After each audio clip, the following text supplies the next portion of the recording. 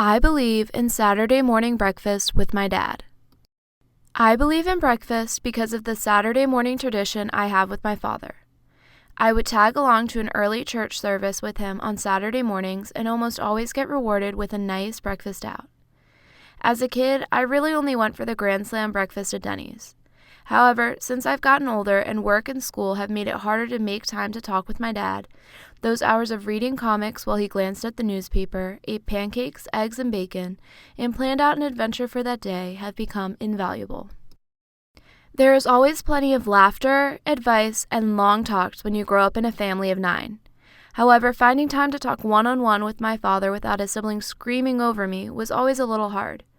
As I've gotten older, I've stopped just going on Saturdays for the delicious, if not somewhat greasy, breakfast food. I've started going just to talk and spend the morning with my dad. There's something about a nearly empty diner at 6 in the morning that invites deep conversations. For me, these early morning discussions have included anything from sports to vacations to where I see my life going. My dad would always sit patiently and hear me out no matter how long, boring, or outrageous my stories were. He would always chime in at just the right time with his advice on how to handle the situation. One of my favorite breakfast memories was during my first visit to Penn State last March. The drive is about 3 hours, although I've never been one to complain about this because there's nothing more beautiful than all the rivers, mountains, and ultimately that first glimpse of Beaver Stadium. I knew as soon as we drove down College Avenue that Penn State would be my future home. When we finally arrived in State College on that cold morning, with snow still on the ground in true Pennsylvania fashion, we wandered around downtown for a while until we stumbled upon Ye Olde College Diner.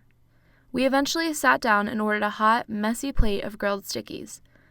Although the diner is not one of the nicest places in State College, students were lined out the door in their PJs with still groggy faces at 11 in the morning. The other customers loudly shared their adventures from the night before as the waitress sped around trying to please everyone. This made it a lot harder to tell my dad that I didn't want to follow in the family footsteps and attend the University of Maryland.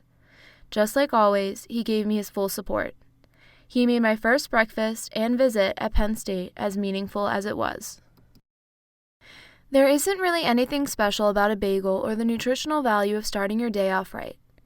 My belief in the power of breakfast comes from who you eat it with.